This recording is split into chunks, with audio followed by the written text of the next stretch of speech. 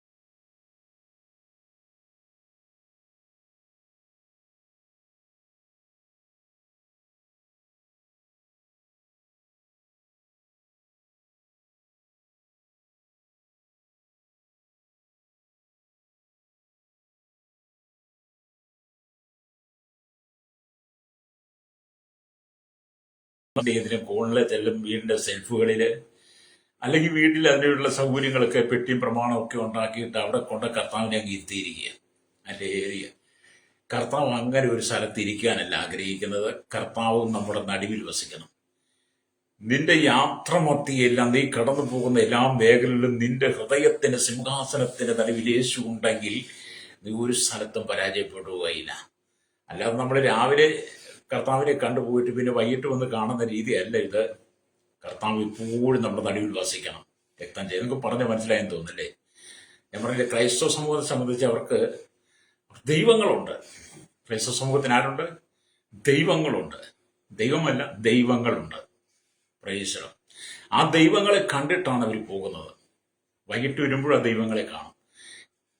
ക്രൈസ്തവ സഭയുടെ ബന്ധത്തിൽ കർത്താവ് പറയുന്നത്, ദൈവങ്ങളെ അല്ല നിങ്ങൾ കാണേണ്ടത്, സൃഷ്ടാവായ ദൈവത്തെ കാണണം. ആ ദൈവം കർത്താവായ യേശു ക്രിസ്തു, അത് ഞാൻ നിന്റെ നടുവിൽ, നിന്റെ ഹൃദയത്തിന്റെ നടുവിൽ വസിക്കുന്നു. രാവിലെയും വൈകിട്ടും വന്ന് കാണുന്നതല്ല, ഞാൻ നിരന്തരം നിന്നോടൊപ്പം യാത്ര ചെയ്യുവാൻ ആഗ്രഹിക്കുന്നു. Price the Lord. നമ്മുടെ കർത്താവ് നിരന്തരം നമ്മോടൊപ്പം യാത്ര ചെയ്യാൻ ആഗ്രഹിക്കുക. എന്നെ കേൾക്കുന്ന മാതാപിതാക്കളെ, ക്രൈസ്തവ സമൂഹത്തിന് മാത്രമല്ല ലോകത്തിലുള്ള സകല ജനത്തോടും ദൈവാത്മാവ് പറയുന്നത് എനിക്ക് നിങ്ങളുടെ നടുവിൽ വസിക്കണമെന്നാണ്. ക്രൈസ്തവ സഭ എന്നുള്ളതും ഇസ്ലാമിക സഭ എന്നുള്ളതും ഹിന്ദു സഭ എന്നുള്ളതും ബുദ്ധമതവും ജൈനമതവും എന്നുള്ളതും പാർസി മേർത്തി അങ്ങനെ ഒരുപാട് സംവിധാനങ്ങളുള്ളത് ഒക്കെ മനുഷ്യന്റെ സൃഷ്ടിപ്പുകളൊക്കെ അല്ലേ? പ്രൈസറോ അന്ത്യോക്യയിൽ വെച്ച് അപ്പോസ്തലന്മാർ അല്ല ജനത ക്രിസ്ത്യാനി എന്ന് പേരുണ്ടായി, ശരിയാ. പക്ഷെ നമ്മൾ അതിൽ തുടരുന്നുണ്ടോ ഇല്ലയോ എന്നുള്ളതാണ് അല്ലേ? ഇവിടെ കഥ പറയുകയാണ്, പഴയ നിയമത്തിൽ യഹോവയുടെ ദൂതൻ എന്ന പ്രയോഗം ക്രിസ്തുവിനെ കുറിച്ചാണെന്ന് വേദപണ്ഡിതാക്കൾ പറയുക അല്ലേ? അതുകൊണ്ട് ഇസ്രായേൽ പാളയമിറങ്ങിയിരിക്കുന്നതിന്റെ നടുവിൽ ദൈവത്തിന് വസിക്കുവാൻ ഒരു സമാഗമന കൂടാരത്തെ പണിയുവാൻ വേണ്ടിയാണ് മോശയോട് ദൈവം പറഞ്ഞത്. അതവർ വസിക്കുന്ന നടുവിൽ അല്ലേ? സ്തോത്രം. അപ്പൊ ഇസ്രായേൽ ജനത്തിന്റെ നടുവിൽ വസിപ്പാൻ വേണ്ടി ഒരു വിശുദ്ധ മന്ദിരം ഉണ്ടാക്കുവാൻ ദൈവം ആവശ്യപ്പെട്ടു. ഈ വിശുദ്ധ മന്ദിരം സമാഗമന കൂടാരം എന്ന പേരിലാണ് അറിയപ്പെട്ടത്. പ്രൈസലോ ആമേൻ. നമ്മൾ പുറപ്പാട് പുസ്തകം അല്ലറിയ 39:32 വരുമ്പോ സാക്ഷ്യകൂടാരം എന്ന പേരും അല്ലേറിയ നൽകപ്പെട്ടിരിക്കുന്നു. പ്രൈസലോ. അപ്പൊ സമാഗമന കൂടാരവും അതിലെ ഉപകരണങ്ങളും വിവിധ നിലകളിൽ ക്രിസ്തുവിനെയും സഭയും സാദൃശീകരിക്കുന്നു. സമാഗമന കൂടാരത്തിന്റെ പണിക്ക് വേണ്ടി ഉപയോഗിച്ച വസ്തുക്കളിൽ അല്ലുடைய പൊന്ന് ദൈവീക മഹത്വത്തെയും വെള്ളി വീണ്ടെടുപ്പിനെയും താമ്രം ന്യായവിധിയെയും നീലനൂൽ സ്വർഗീയ പ്രകൃതിയെയും ധൂമ്രനൂൽ രാജകീയ പദവിയും ചുമപ്പുനൂൽ രക്തം ചൊരിഞ്ഞിട്ടുള്ള യാഗത്തെയും വെളിപ്പെടുത്തുന്നുള്ളതാണ് സമാഗമന കൂടാരത്തിലെ ഉപകരണങ്ങളുള്ള ബന്ധത്തിൽ നമുക്ക് പഠിക്കാൻ കഴിയുന്നത്. രക്തം ചെയ്യും. പഴയ നിയമസഭയ്ക്ക് ഇസ്രായേലത്തിന് ദൈവം കൊടുത്ത കൽപ്പനകളും പ്രമാണങ്ങളും അനുസരിച്ച് ഇസ്രായേലത്തിന്റെ നടുവിൽ വസിക്കുവാൻ സമാഗമന കൂടാരത്തെ സൃഷ്ടിപ്പാൻ ദൈവം കൊടുത്ത മാതൃകയിൽ മോശ ആ സമാഗമന കൂടാരത്തിന് പണി തുടങ്ങിയ സമാഗമന കൂടാരം സൃഷ്ടിച്ച് ദൈവത്തിന് പ്രസാദമായെങ്കിൽ പുതിയ നിയമസഭയുള്ള ബന്ധത്തിൽ അപ്പോസ്തലനായിരിക്കുന്ന പൗലോസ് പറയുന്നത്, നിങ്ങൾ ദൈവത്തിന്റെ മന്ദിരമെന്നും ദൈവത്തിന്റെ ആത്മാവും നിങ്ങളുടെ ഉള്ളിൽ വസിക്കും നിങ്ങൾ അറിയുന്നില്ലയോ? ഹല്ലേലൂയ. അപ്പം സമാഗമന കൂടാരത്തിലെ ഓരോ ഉപകരണങ്ങളും അത് ക്രിസ്തുവിന്റെ നിഴലായി ക്രിസ്തുവിനെ സൂചിപ്പിക്കുന്നതാണെങ്കിൽ പുതിയ നിയമസഭയുള്ള ബന്ധത്തിൽ നാം എത്രമാത്രം പവിത്രമായി നമ്മുടെ ജീവിതത്തെ സൂക്ഷിക്കണം. നമ്മുടെ ജീവിതത്തെ പവിത്രമായിട്ട് സൂക്ഷിക്കണം. അശുദ്ധി എന്ന് പറയുന്നത് കയറരുത്. ഇത്ര മഹാ ദൈവത്തെ നമ്മുടെ ഹൃദയത്തിൽ വസിച്ചുകൊണ്ട് നമ്മുടെ ഹൃദയത്തിന്റെ നടുവിൽ പാർത്തുകൊണ്ട് നമ്മോടൊപ്പം സഞ്ചരിപ്പാൻ ആഗ്രഹിക്കുന്ന നമ്മുടെ കർത്താവ് ലേലിയ രക്തം ചെയ്യും. അപ്പൊ ഇസ്രായേൽ ജനങ്ങൾ യാത്ര ചെയ്യാത്ത ദിവസങ്ങളിൽ മേഘസ്തംഭവും അഗ്നിസ്തംഭവും സമാഗമന കൂടാരത്തിന്റെ മുമ്പിൽ നിൽക്കും. യാത്ര ചെയ്യാത്ത ദിവസം ഈ പകൽ മേഘസ്തംഭം, രാത്രി മേഘസ്തംഭം എന്ത് ചെയ്യും? അവരുടെ കൂടാരത്തിന് മുമ്പിൽ നിൽക്കും. ജനങ്ങൾ അത് കണ്ട് സന്തോഷിക്കും. പ്രൈസലോ. കർത്താവ് അവരോട് ഒത്തിരുന്നതിനാൽ, അവരോട് ചേർന്നിരുന്നാൽ അല്ലേലിയ വളരെ ഊളയിടുന്ന നദികളെയും ദുഷ്ടജന്തുക്കളെയും അവർ ഭയപ്പെട്ടില്ല. അല്ലേലിയ. കാരണം അവിടെ യാത്ര ചെയ്യുന്നിടത്ത് ഒരുപാട് വലിയ ഘോര വനങ്ങൾ, അതിൽ വലിയ അരുവികൾ, അതിൽ വലിയ ശബ്ദങ്ങൾ, ദുഷ്ടമൃഗങ്ങൾ, അങ്ങനെ ദുഷ്ട ഇഴജന്തുക്കളൊക്കെ അവരുടെ യാത്രമധ്യം ഉണ്ടായിരുന്നെങ്കിലും അല്ലേലിയ യഹോവയായി ദൈവം അവരുടെ നടുവിൽ വസിച്ചത് കൊണ്ട് ഇസ്രായേലിന് ഭയപ്പെടേണ്ടി വന്നില്ല. രക്തം ചെയ്യും. എന്നെ കേൾക്കുന്ന മാതാവേ, പിതാവേ, ഇസ്രായേലത്തെ നടത്തിയ ദൈവമാണ് നമ്മെ നടന്നത് കേട്ടോ. ദൈവം നിന്റെ നടുവിലുണ്ടെങ്കിൽ നിനക്ക് ചുറ്റും ഊളയിട്ട് കൂവി വിളിക്കുന്ന പലതും ഉണ്ടായിരിക്കും. ദുഷ്ടമൃഗങ്ങളും ഇഴജന്തുക്കളും ഒക്കെ നിനക്ക് എതിരായി നിന്നേക്കാം. എന്നാലും ദൈവം നിന്റെ നടുവിലുണ്ടെങ്കിൽ, നിന്റെ ഹൃദയത്തിന്റെ നടുവിൽ യേശു നിന്നോടൊപ്പം യാത്ര ചെയ്യുന്നെങ്കിൽ ഇസ്രായേലും ഒന്നിനെയും ഭയപ്പെടാതിരുന്നതുപോലെ നിനക്ക് ഒന്നിനെ ഭയപ്പെടാതിരിക്കാൻ കഴിയും. പ്രൈസലോ. നമ്മൾ ലോകത്തെ അല്ല കൊണ്ട് നടക്കേണ്ടത്, യേശുവിനെ കൊണ്ട് നടക്കണം. വാസ്തവത്തിൽ നിങ്ങളുടെ ഹൃദയത്തിൽ ആരായിരിക്കുന്നത്? വാസ്തവത്തിൽ നിങ്ങളുടെ ഹൃദയത്തിൽ ആരായിരിക്കുന്നത്? പലരോടും ചോദിച്ചാൽ പറയും, ഞങ്ങളുടെ ഹൃദയത്തിൽ എൻ്റെ ഭർത്താവ്, എൻ്റെ ഭാര്യ, എൻ്റെ മക്കളാന്ന് പറയും. പിന്നെ ചൊല്ലി എനിക്ക് എൻ്റെ അച്ഛനും അമ്മയും കൂടാതെ ഒന്നുമില്ല, എൻ്റെ അച്ഛനും അമ്മയും എൻ്റെ ഹൃദയത്തിലാന്ന് പറയും. അല്ലേ, ഇത് നല്ല കാര്യം. ഇതൊക്കെ ഞാൻ തിരസ്കരിക്കുകയോ നിഷേധിക്കുകയോ ഒന്നും ചെയ്യുന്നില്ല. ഭൂമിയിൽ ഇതൊക്കെ ആവശ്യമാണ്. പക്ഷേ നിന്റെ ഹൃദയത്തിന്റെ നടുവിൽ യേശു ഉണ്ടായിരിക്കണം. ഹൃദയത്തിന്റെ നടുവിൽ യേശുവിന് സ്ഥാനം കൊടുത്തിട്ട് പിന്നെ അപ്പനും അമ്മയും മക്കളും മരുമക്കളും കൊച്ചുമക്കളും ബന്ധുക്കളും കൂട്ടുകാരും ഭാര്യയും ഭർത്താവും കാമുകിയും ബന്ധങ്ങളൊക്കെ ആകാവുള്ളൂ കേട്ടോ. അല്ലേ, ഇന്നത്തെ തലമുറയുടെ ഹൃദയത്തിന്റെ നടുവിൽ ആരാ? ഫ്രണ്ട്സുകളാ, ഫ്രണ്ട്, ചങ്കുകള്. നീ എന്റെ ചങ്കാണ്, നീ എന്റെ ഫ്രണ്ടാണ്. നിന്റെ ചങ്കിനെ, നിന്റെ ഫ്രണ്ടിനെയൊക്കെ നിന്റെ ഹൃദയത്തിൽ വഹിച്ചുകൊണ്ട് നടന്നാൽ നിനക്ക് ചുറ്റും ഓളയിടുന്ന സാത്താന്റെ തന്ത്രങ്ങൾ, സാത്താന ശക്തികൾ ഓളയിട്ടലറി നിനക്ക് നേരെ കടന്നു വരുമ്പോൾ സിംഹം ഗർജിക്കുന്നത് പോലെ അലറുന്ന സാത്താന ശക്തികൾ നിനക്ക് നേരെ കടന്നു വരുമ്പോൾ, ഇഴജന്തുക്കളും മറ്റും നിന്നെ നശിപ്പിക്കാൻ വരുമ്പോൾ, നിന്റെ ചങ്കിനോ നിന്റെ കരളിനോ അല്ലെങ്കിൽ നിന്റെ ഫ്രണ്ടിനോ നീ പറയുന്നവർക്ക് ആർക്കും നിന്നെ രക്ഷിപ്പാൻ കഴിയില്ല. രക്തം ചെയ്യും. നിന്നെ രക്ഷിപ്പാൻ യേശുവിന് മാത്രമേ ഉള്ളൂ. അതിനാണ് നമ്മുടെ ഹൃദയത്തിന് നടുവിൽ യേശുവാണ്. നിങ്ങൾ പറയുന്ന പോലൊക്കെ അന്ന് ഇസ്രായേൽ ജനത്തിനുണ്ടായിരുന്നു. മിസ്രൈമിൽ നിന്ന് പുറപ്പെട്ടു വന്ന ഇസ്രായേൽ ജനത്തിന് അവർക്ക് ഇന്ന് നമ്മൾ പറഞ്ഞ ചങ്ക് ഫ്രണ്ട് ഒന്നും അവർ പറഞ്ഞില്ലെങ്കിലും അവർക്കും നമ്മളെപ്പോലെ ഉറ്റവരും ഉടയരും ഒക്കെ ഉണ്ടായിരുന്നു. അവർക്കതൊക്കെ വലുതായിരുന്നു. അല്ലേ എലിയ? അവർക്കതൊക്കെ വലുതായി ശ്രേഷ്ഠമായിരുന്നു. അവരാരും എന്നെ തിരസ്കരിച്ച് തള്ളിക്കളഞ്ഞവര്. പക്ഷെ അതൊക്കെ ഉണ്ടായിട്ട് നമ്മുടെ കർത്താവ് പറയാണ്, നിങ്ങൾക്ക് നടുവിൽ എനിക്ക് വസിക്കണം. നിങ്ങളെ മിസ്രൈമിൽ വിടുവിച്ച് കൊണ്ടുവന്നത് ഞാനാ. നിങ്ങളുടെ നടുവിൽ എനിക്ക് വസിക്കണം. പ്രൈസലോ. എന്നെ കേൾക്കുന്ന മാതാവിൽ നിന്റെ ഹൃദയത്തിന്റെ നടുവിൽ യേശുണ്ടോ?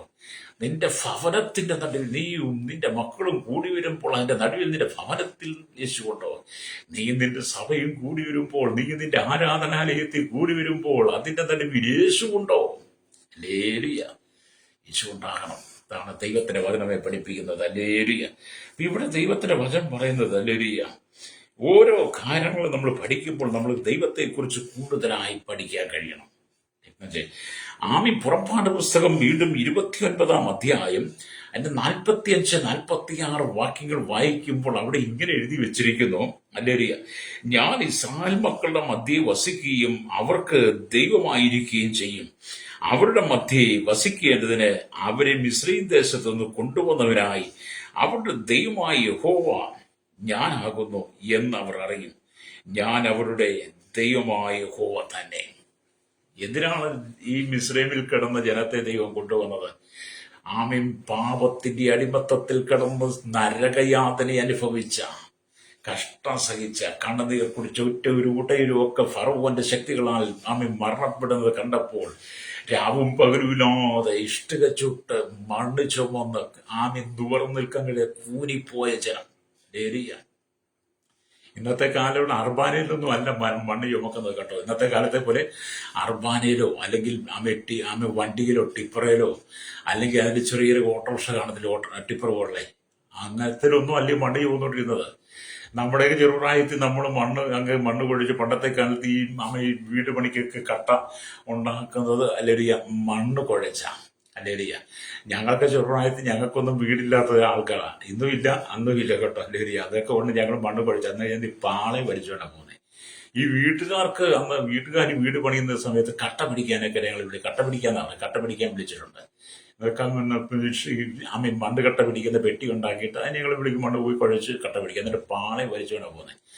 നമ്മുടെ എന്നാൽ ഇസ്രായേൽ മക്കളുടെ കാലഘട്ടത്തിൽ മുസ്ലിം അന്ന് പാളയൊന്നുമില്ല. പാളയിലല്ല അവർ പിടിക്കുന്നത്. പിന്നെ എങ്ങനെ അവർ പണി പോകുന്നത്? അവർ വലിയ മണ്ണുകൾ കുഴച്ച് അവർ പെടലിക്ക് എടുത്ത് വെക്കുന്നത്. ആ പെടലിക്ക് എടുത്ത് വെച്ച് ആ പെടലിയുടെ മുകളിൽ കൂടെ മണ്ണ് ചുമന്നുകൊണ്ട് പോയിരുന്നു എന്ന് ഞാനൊരു പുസ്തകത്തിൽ വായിച്ചു. അങ്ങനെ ദീർഘകാലം മണ്ണ് ചുമന്ന് അവർക്ക് കൂനിപ്പോയി അവർ നിവരുവാൻ കഴിയില്ല. അല്ലേ?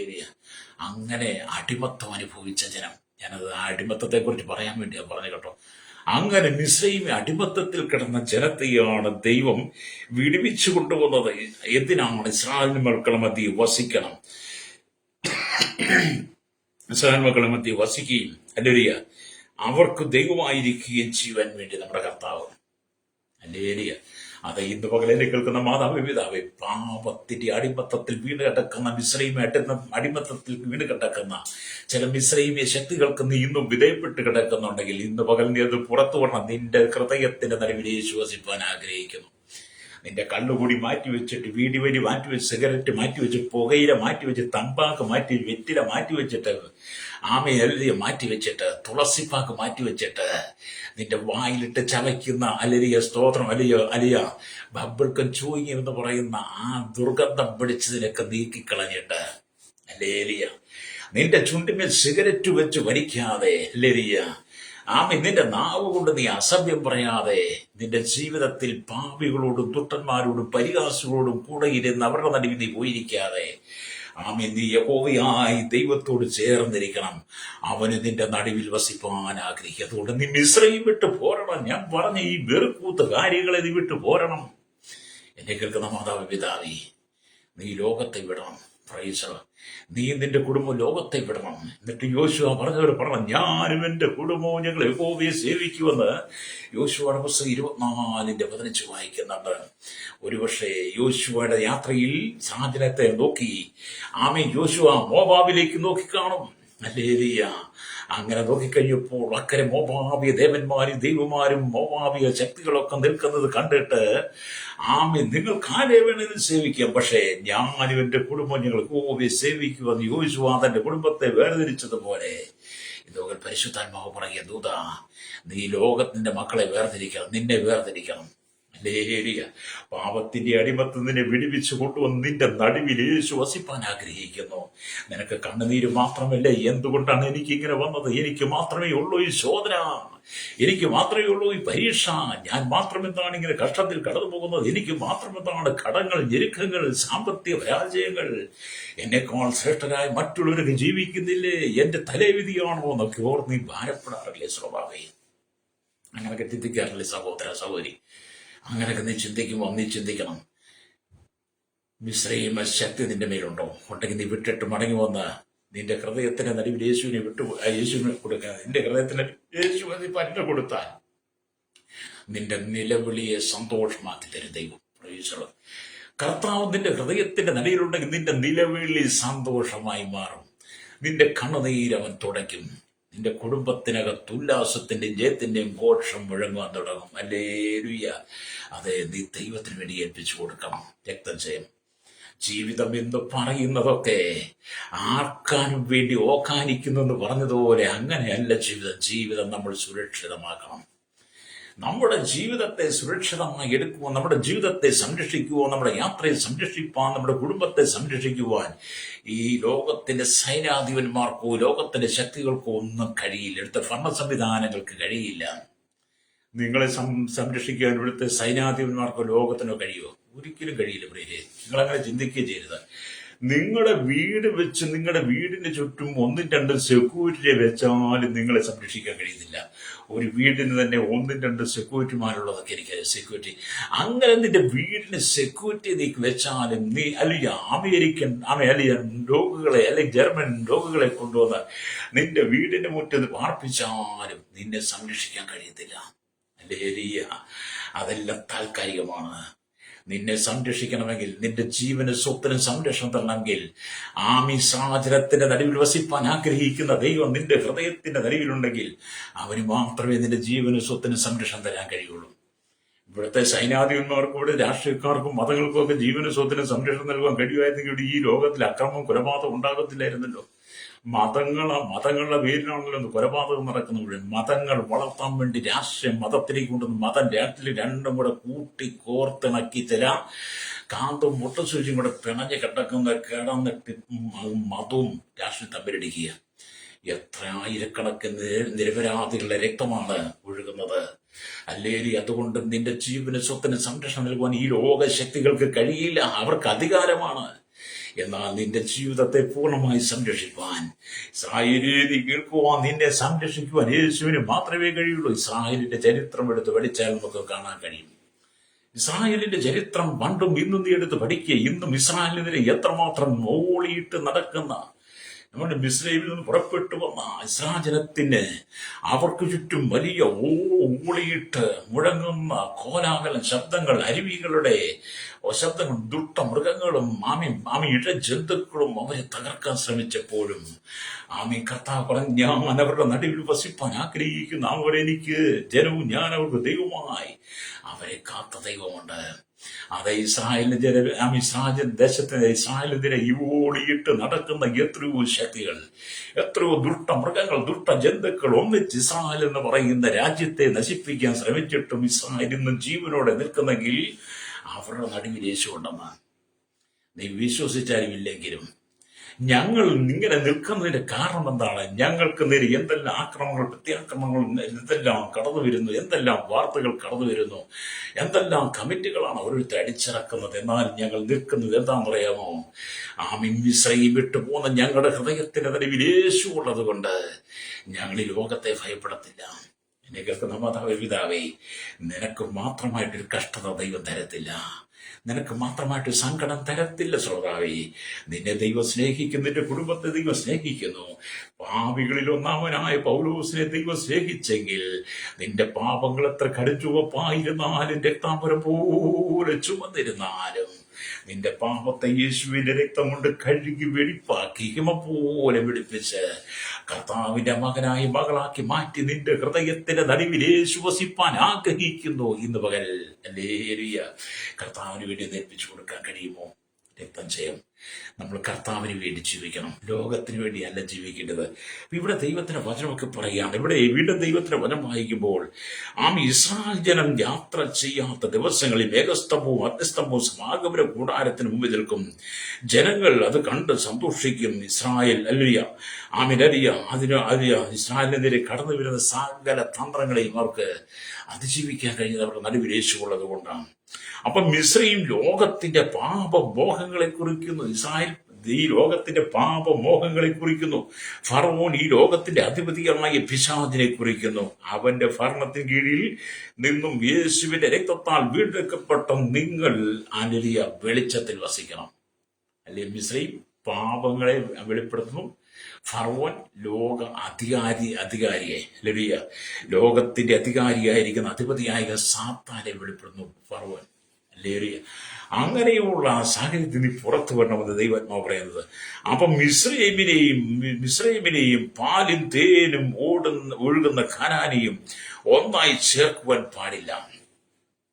മിസ്രൈമിനെയും പാലും തേനും ഒഴുകുന്ന കനാനെയും കൂടെ ഒന്നിച്ചു കൊണ്ടുപോകാൻ പറ്റത്തില്ല. അല്ലേ?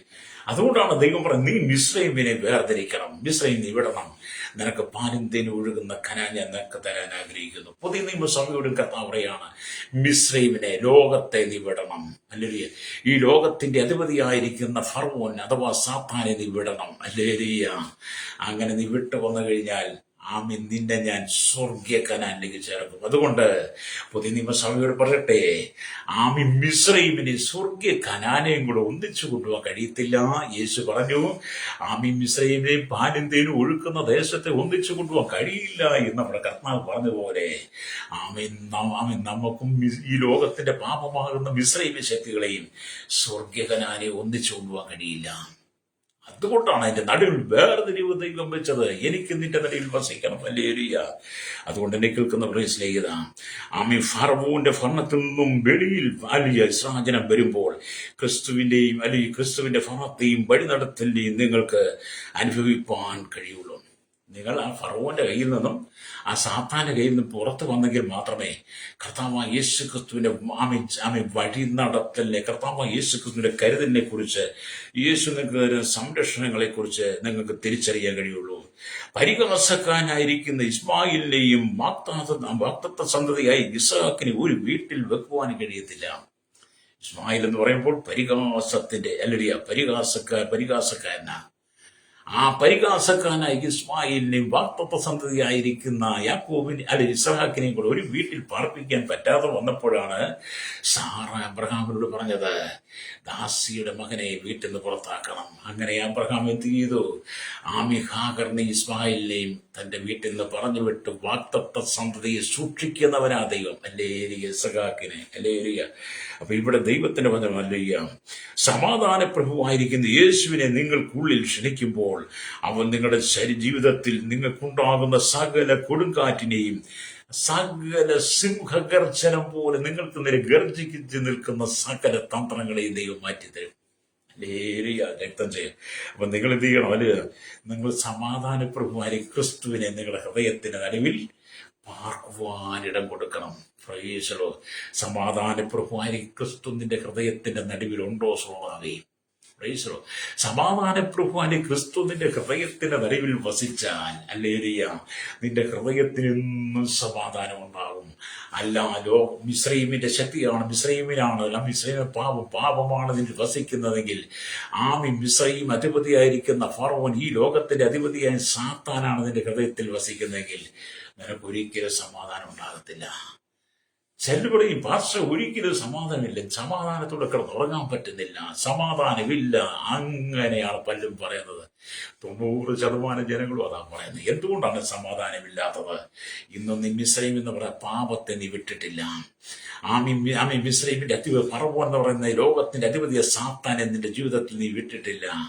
അത് രണ്ടും വിട്ടുകളഞ്ഞിട്ട് നിന്റെ ഹൃദയത്തെ നീ യേശുവിന് കൊടുക്കുമ്പോൾ ഹല്ലേലൂയ കർത്താവ് നിന്റെ ഹൃദയത്തിലേക്ക് വരും. എന്നെ കേൾക്കുന്ന മാതാവേ, പിതാവേ, ദൈവവചനത്തെ നീ ഏറ്റെടുക്കുക. ഹല്ലേലൂയ. പ്രഭാതത്തിൽ ദൈവവചനം നീ ഏറ്റെടുത്തുകൊണ്ട് നിന്റെ ഹൃദയസിംഹാസനത്തിൽ യേശുവിന് വേണ്ടി ഇടം കൊടുത്താൽ നീ പോകുന്ന വഴിയെല്ലാം ശുഭമായിരിക്കും. രക്തം ചെയ്യും, നീ പരാജയം കാണത്തില്ല. നിന്റെ പരാജയങ്ങളെ വിജയമാക്കുവാൻ കഴിയുന്ന ഒരുവനുണ്ട്. അവന്റെ പേര് നാസറേയനായിരിക്കുന്ന യേശു എന്നാണ്. ഹല്ലേലൂയ. അവൻ നിന്റെ ഹൃദയത്തിലേക്ക് വന്നാൽ രക്തം ചെയ്യും.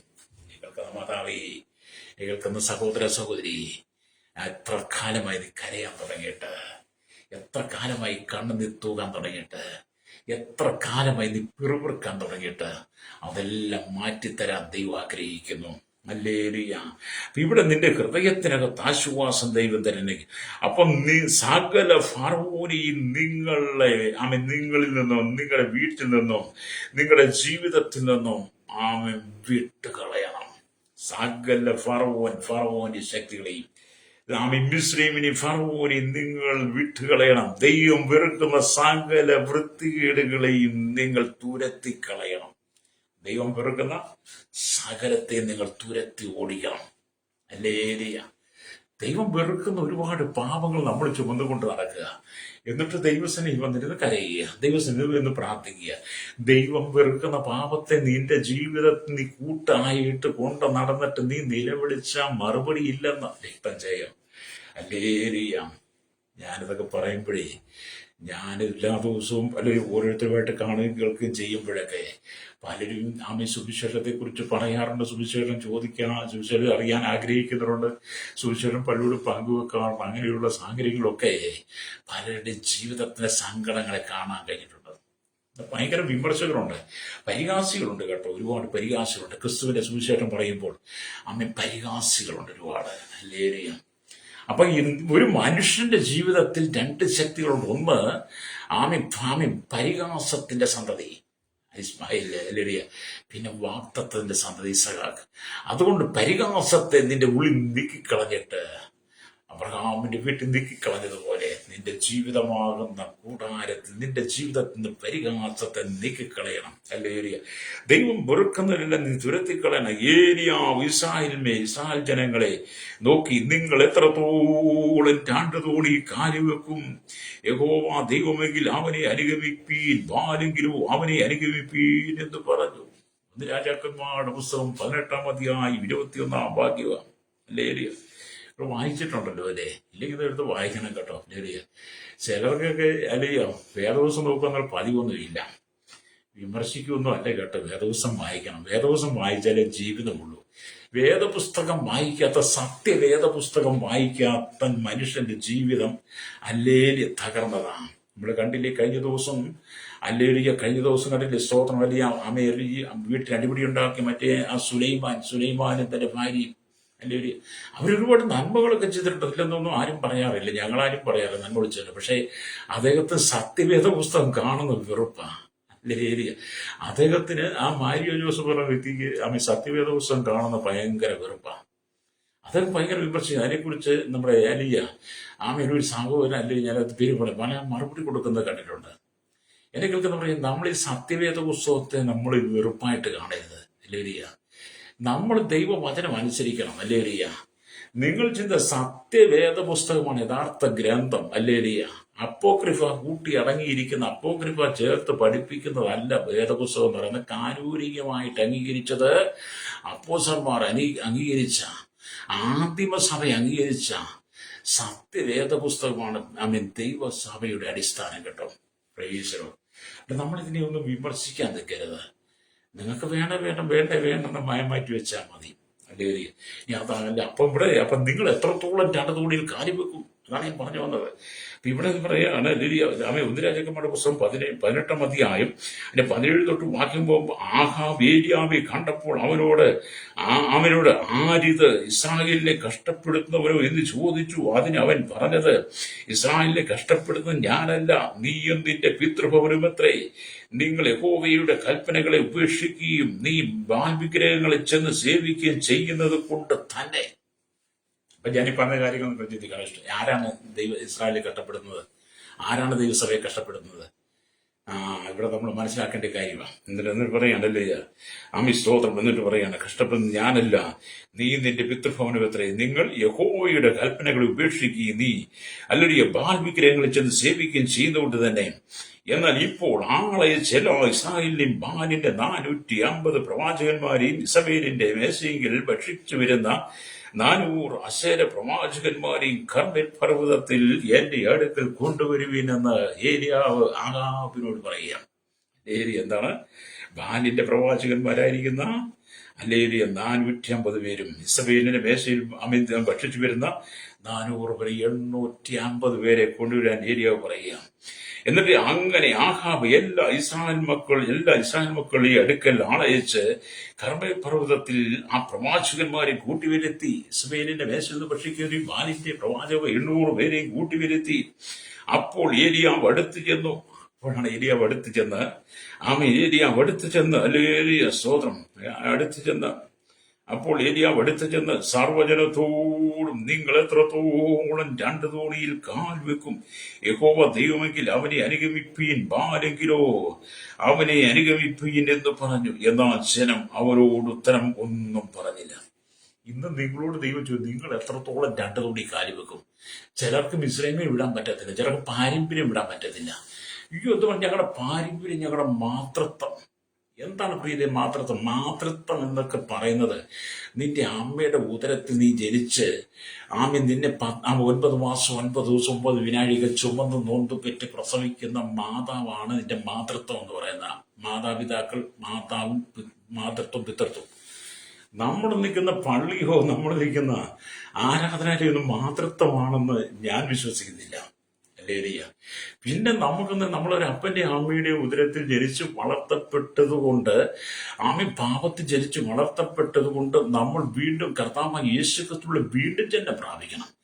വീണ്ടും ജന്മം പ്രാപിച്ച് നമ്മളൊരു ദൈവത്തിലായിരുമ്പോൾ നമ്മുടെ ജീവിതത്തിൽ വീണ്ടും ഒരു പിതൃത്വം ഉണ്ടാകും. നമ്മുടെ യഥാർത്ഥ സൃഷ്ടാവ്, ആ സൃഷ്ടാവിനാൽ നിയമിക്കപ്പെട്ട ദൈവസഭ എന്ന് പറയുന്നുണ്ട്. വേർപെട്ട ദൈവമക്കളിൽ ആരാധിക്കുന്ന, മിസ്രൈമിനെ വിട്ടുപോകുന്നവർ, ഫറവോനെ എന്ന് പറഞ്ഞ ഈ ലോകത്തിന്റെ അധിപതിയായ സാത്താനെ വിട്ടുപോകുന്ന ദൈവമക്കൾക്ക് ഒന്നിച്ചിരുന്ന് ആരാധിപ്പാൻ കഴിയുന്ന ദൈവസഭയാണ് യഥാർത്ഥത്തിൽ മാനസാന്തരപ്പെട്ട ഒരു സഭ. അല്ല വെച്ചാൽ ഇന്ന് ഞങ്ങളുടെ മാതൃസഭ, ഞങ്ങളുടെ മാതൃത്വം എന്നൊക്കെ പറഞ്ഞ് നടക്കുന്നവരുണ്ട്. അവിടെ നീ ചിന്തിക്കണം. ഏലിയാവ് ചോദിക്കും, നിങ്ങൾ എത്രത്തോളം 2 തോണി കാല് വെക്കും? പ്രൈസ്. എത്രത്തോളം 2 തോണി കാല് വെക്കും? ഈ 2 തോണി കാല് വെക്കുന്നത് കൊണ്ടല്ലേ നിനക്കെന്തോ ഒരു ഉയർച്ചയില്ലാതിരിക്കുന്നത്, കണ്ണുനീരിന്റെ നിലയിലൂടെ കടന്നു പോകുന്നത്? ഏലിയാവ് ചോദിച്ചത് 2 തോണിയിൽ കാല് എത്രത്തോളം വെക്കും? അല്ലേലുയ്യ. അതുകൊണ്ട് എന്നെ കേൾക്കുന്നവരെ, നിങ്ങൾ സ്തോത്രം ദൈവത്തെ അംഗീകരിക്കുക. അതുകൊണ്ടാണ് ഇതിനെക്കുറിച്ച് അപ്പോസ്തലനായ പൗലോസ് വ്യക്തമായിട്ട് പറഞ്ഞിരിക്കുന്ന ഒരു ഭാഗമാണ് കൊരിന്ത്യർ ലേഖനം എന്ന് പറയുന്നത്. കൊരിന്ത്യർ ലേഖനത്തിലേക്ക് വരുമ്പോൾ 2 കൊരിന്ത്യർ ലേഖനം 6-ാം അധ്യായം അതിന്റെ 14 തൊട്ട് 18 വരെയുള്ള വാക്യങ്ങൾ അതിശ്രേഷ്ഠമായ, മനോഹരമായ, ഉത്തമമായ, അതിഗാംഭീര്യത്തോടുകൂടി, ശ്രേഷ്ഠതയോടുകൂടി പറഞ്ഞിരിക്കുന്ന ഒരു വചനമാണ്. 2 തോണിയിൽ കാലുവെക്കാതെ മിസ്രയീമിനെയും ഫറവോനായിരിക്കുന്ന സാത്താനെ വിട്ടിട്ട് നിങ്ങൾ എങ്ങനെ നിൽക്കണമെന്ന് പൗലോസ് പറഞ്ഞത്. എന്താണ് അവിടെ ഇരിക്കുന്നത്? 2 കൊരിന്ത്യർ 6:14. നിങ്ങൾ അവിശ്വാസികളോട് ഇണയില്ലാപ്പിണ കൂടരുത്. അവിശ്വാസികളോട് ഇണയില്ലാപ്പിണ കൂടരുത്. 1. 2. അല്ലെങ്കിൽ നീതിക്കും അധർമ്മത്തിനും തമ്മിൽ എന്ത് ചേർച്ച? 3. വെളിച്ചത്തിന് ഇരുളിനോട് എന്ത് കൂട്ടായ്മ? നാല് ക്രിസ്തുവിനെയും ബലിയാലിനും തമ്മിൽ എന്ത് പൊരുത്തം? അല്ല, വിശ്വാസിക്ക് അവിശ്വാസിയുമായി എന്ത് ഓഹരി? ആമേൻ, സ്തോത്രം. അലുയ്യ, ഓഹരി, അലുയ്യ. ദൈവാലയത്തിന് വിഗ്രഹങ്ങളോട് എന്ത് യോഗ്യത? നിങ്ങൾ ജീവനുള്ള ദൈവത്തിന്റെ ആലയമാ. അത് നിങ്ങൾ എണ്ണി അവിടെ ഉള്ള കാര്യങ്ങളെ നോക്കിയിട്ട് പറ, ആമീൻ, രണ്ട് തോണി ഞാൻ എവിടെയെങ്കിലും കാലി വെച്ചിട്ടുണ്ടോന്ന്. അല്ലേലിയ. 2 കൊരിന്ത്യർ 6 അല്ലേലിയ 14, 15, 16 വാക്യം വായിച്ചിട്ട് നിങ്ങൾ എവിടെങ്കിലും 2 തോണി കാലി വെച്ചിട്ടുണ്ടെങ്കിൽ ഇന്ന് നീ അല്ലേലിയ മാനസാന്തരപ്പെട്ടോണം കേട്ടോ. അല്ലേലിയ. ഇവിടെ ദൈവത്തിന്റെ വചനം പറയുന്നത് 15 വാക്യത്തിൽ ക്രിസ്തുവിനും ബലിയാലിനും തമ്മിൽ എന്ത് പൊരുത്തം എന്ന് പൗലോസ് ചോദിക്കുക. ബലിയാൽ എന്ന വാക്കിന്റെ അർത്ഥം നിഷ്പ്രയോജനാവസ്ഥ എന്നാണ്. എന്നാൽ അത് ദുഷ്ടന്റെ പര്യായമാണ്. ആമേൻ, സ്തോത്രം. അല്ലേലിയ, പര്യായമാണ്. അല്ലേലിയ, സ്തോത്രം. ഇവിടെ വീണ്ടും പറയുകയാണ്. അല്ലേലിയ, ആമേൻ, സ്തോത്രം. അല്ലേലിയ, ദുഷ്ടന്റെ പര്യായമാണെന്ന് അവിടെ പറയും. അതുകൊണ്ട് ബലിയേൽ, അല്ലേലിയ, ബലിയേൽ എന്നാൽ സാത്താന്റെ മറ്റൊരു പേരായിരുന്നു. ബലിയേൽ എന്നാൽ സാത്താന്റെ മറ്റൊരു പേരും കൂടായിരുന്നു. അപ്പൊ ക്രിസ്തുവിനും സാത്താനും തമ്മിൽ അല്ലേലിയ ഒരു ബന്ധവുമില്ല. ക്രിസ്തുവും സാത്താനും തമ്മിൽ ഒരു ബന്ധവുമില്ല. അതുകൊണ്ട് വീണ്ടെടുക്കപ്പെട്ട ദൈവമക്കൾ എന്ത് ചെയ്യണം? ആസ്നാലും ബലിയാലിനെ വിടണം, സാത്താനെ വിടണം. മിസ്രയീമിനെ വിട്ടതുപോലെ ഫറവോന്റെ അധിപതി, ഈ ലോകത്തിന്റെ അധിപതി സാത്താനെ വിട്ടതുപോലെ നമ്മൾ എന്ത് ചെയ്യണം? എല്ലാം വിട്ടിട്ട് വരണം. ഹല്ലേലൂയ. അപ്പം ക്രിസ്തുവിനും സാത്താനും തമ്മിൽ ബന്ധമില്ലാത്തതിൽ ഒരു ക്രിസ്തു വിശ്വാസിക്ക് സാത്താനോട് ഒരു ബന്ധം ഉണ്ടാക്കാൻ പാടില്ല. ഒരു ക്രിസ്തു വിശ്വാസി സാത്താനോട് ബന്ധം ഉണ്ടാക്കാൻ പാടില്ല. നീ ഒരു ലക്ഷവിദ്യക്കാരിലേക്ക് പോകരുത്, കൈനൊട്ടക്കാരിലേക്ക് പോകരുത്, നിന്റെ രാവുകാലം നോക്കാൻ നീ ഒരുങ്ങരുത്, നിന്റെ മുഹൂർത്തം നീ നോക്കരുത്. നിന്റെ അലരിയ നിന്റെ ജാതകം നീ എഴുതരുത്. അതൊക്കെ ചെയ്യുന്നവർ ചെയ്തോട്ടെ. ഒരു ക്രിസ്തു വിശ്വാസം ചെയ്യരുത്. ഹല്ലേലൂയ, ചെയ്യരുത്. ഹല്ലേലൂയ, സ്തോത്രം. അപ്പൊ ഇവിടെ നമുക്ക് ദൈവമാണ് മാതൃക. നമുക്ക് മാതൃകയാണ് ദൈവമാണ്. അതുകൊണ്ടാണ് കർത്താവ് നിങ്ങൾ മിസ്രയീമിനെ വിടണം, ഫറവോനെ വിടണം. ഹല്ലേലൂയ, ആമേൻ. അതുകൊണ്ടാണ് നിങ്ങൾ ബാലിന്റെ ദൈവങ്ങൾ, ഹല്ലേലൂയ, അതിനെ വിട്ടിട്ട് വന്നിട്ട്, ഹല്ലേലൂയ, ഏലിയാവ് പറയാണ് ഇസ്രായേലിന്റെ ദൈവത്തെ നിങ്ങൾ സേവിക്കണമെന്ന്. ഹല്ലേലൂയ. ഇവിടെ ദൈവത്തിന്റെ വചനം പറയുന്നത് അത് തന്നെയാണ്. ഹല്ലേലൂയ. എന്നെ കേൾക്കുന്ന പ്രശ്നം വീണ്ടും 2 കൊരിന്ത്യർ ലേഖനം ഹല്ലേലൂയ 6-ാം അധ്യായത്തിലേക്ക് വരുമ്പോൾ അതിന്റെ സ്തോത്രം 16-ാം വാക്യത്തിലേക്ക് വീണ്ടും വാക്യം കാണുന്നുണ്ട്. ആമേൻ, സ്തോത്രം. ദൈവാലയത്തിന് വിഗ്രഹങ്ങളോട് എന്ത് യോഗ്യത? നാം ജീവനുള്ള ദൈവത്തിന്റെ ആലയമല്ലോ. ഞാൻ അവരിൽ വസിക്കുകയും അവരുടെ ഇടയിൽ നടക്കുകയും ചെയ്യും. അതെ, കർത്താവ് പറയാണ്, ഞാൻ അവരിൽ വസിക്കും, അവരുടെ ഇടയിൽ നടക്കും. നമ്മൾ വായിച്ച വചനത്താണ്, എനിക്ക് ഈ ജനത്തിന്റെ മിസ്രയീമിൽ നിന്ന് പുറപ്പെട്ട ഇസ്രായേൽ ജനത്തിന്റെ നിലവിൽ വസിപ്പാൻ ഒരു ആലയം പണിയണം, ഒരു വിശുദ്ധ മന്ദിരം പണിയണം. ഇവിടെ കർത്താവ് പറയാണ്, ഞാൻ അവരിൽ വസിക്കുകയും അവരുടെ നടക്കുകയും ചെയ്യും. ഞാൻ അവർക്ക് ദൈവവും അവരെനിക്ക് ജനവും ആകും എന്ന് ദൈവം അരുളിച്ചെയ്തിട്ടുണ്ടല്ലോ. അതുകൊണ്ട് അവരുടെ നടുവിൽ നിന്ന് പുറപ്പെട്ട് വേർപെട്ടിരിപ്പിനെന്ന് കർത്താവ് അരുളിച്ചെയ്യുന്നു. അശുദ്ധമായതൊന്നും തൊടരുത്. വീണ്ടെടുക്കപ്പെട്ട ദൈവമക്കൾ അശുദ്ധമായതിനെ തൊടരുതെന്ന്. ദൈവം മറയ്ക്കുന്ന യാതൊന്നിനെയും തുടരുത്. പാപത്തെ നീ പച്ചവെള്ളം പോലെ വലിച്ചു കുടിക്കുവാൻ ശ്രമിക്കരുത്. പാപത്തോട് പോരാടുന്ന പ്രാണത്യാഗത്തോളം എതിർത്ത് നിന്നിട്ടില്ല സഹോദര. നീയെ പാപത്തോട് പോരാടുന്ന പ്രാണത്യാഗത്തോളം എതിർത്ത് നിന്ന് പാപത്തെ പച്ചവെള്ളം പോലും വലിച്ചു കുടിക്കാതെ നീ അവരുടെ നടിയിൽ നിന്ന് വേറിട്ടിരിക്കണം. ആരുടെ നടിയിൽ? മിസ്രയീമിന്റെ ശക്തി. മിസ്രയീം എന്ന് പറയുന്ന പാപം, അല്ലേ? ആ പാപത്തിൽ നിന്ന് മിസ്രയീമിന്റെ ഫറവോൻ എന്ന് പറയുമ്പോൾ ഈ ലോകത്തിന്റെ അധിപതിയായി സാത്താനിൽ നിന്ന് വേറിട്ടിരിക്കണം. ഹല്ലേലൂയ. അതുകൊണ്ടാണ് അനന്തരം അവരുടെ നടുവിൽ നിന്ന് പുറപ്പെട്ട് വേർപെട്ടിരിക്കുന്നത് കർത്താവ് അരുളിച്ചെയ്യുന്നു. അശുദ്ധമായതൊന്നും തുടരുത്. എന്നാൽ ഞാൻ നിങ്ങളെ കൈക്കൊണ്ട് നിങ്ങൾക്ക് പിതാവും നിങ്ങൾ എനിക്ക് പുത്രന്മാരും പുത്രിമാരുമായിരിക്കും എന്ന് സർവശക്തനായ ദൈവം അരുളിച്ചെയ്യുന്നു.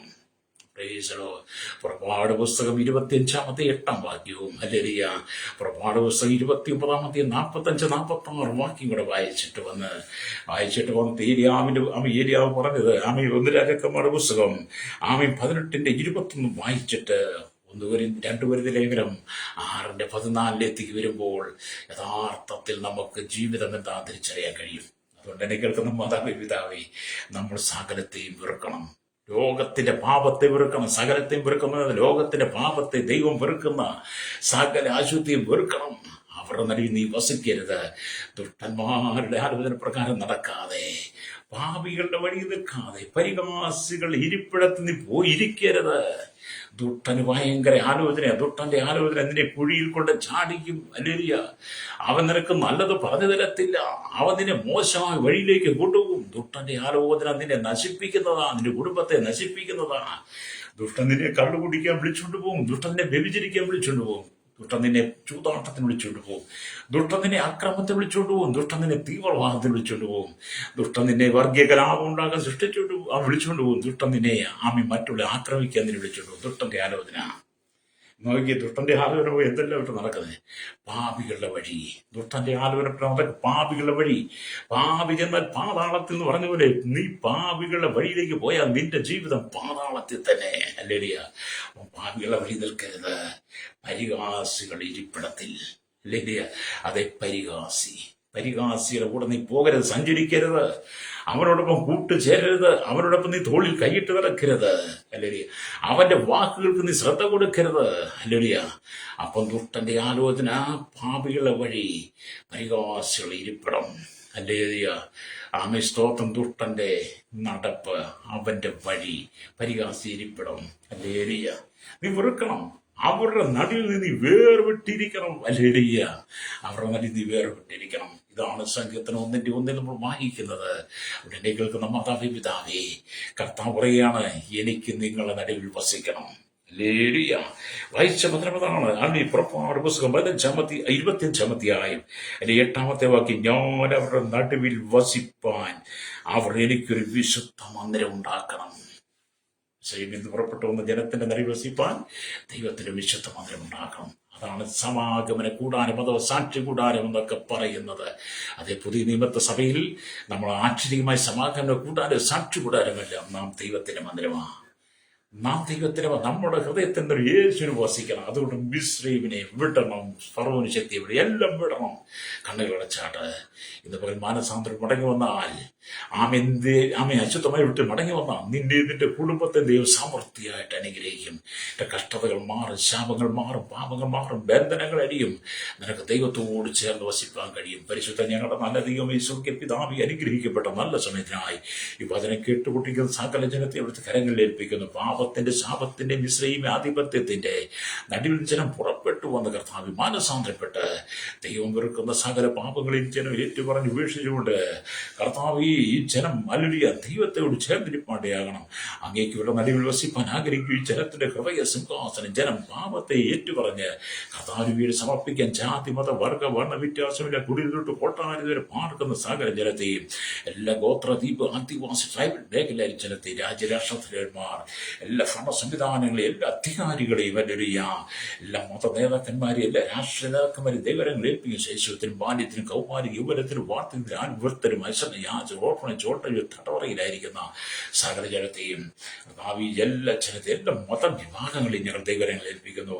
ഈ കാലഘട്ടത്തിൽ ആരും നഷ്ടപ്പെട്ടു പോകാതെ എല്ലാവരും മാനസാന്തരപ്പെട്ട് കർത്താവ് ഞങ്ങളുടെ വരവേറ്റു ആസനമായിരിക്കുന്ന കാലഘട്ടം ദൈവത്തോട് ചേർന്ന് വസിക്കുവാൻ കർത്താവ് ദൈവം ഈ ജനത്തിന്റെ കർത്താവ് ദൈവം വലിയ ജനത്തോട് കൂടെ നടക്കുന്ന ഒരു ഉത്തമ ബോധ്യം ജനപ്രാപിപ്പാൻ, ജനത്തിന്റെ ആത്മീയ കണ്ണുകൾ തുറക്കണനായി, ഹൃദയത്തിന്റെ അശുദ്ധിയെ നീക്കേണ്ടനായി ഞങ്ങൾ കർത്താവിന്റെ കരങ്ങൾ ഏൽപ്പിക്കുന്നു.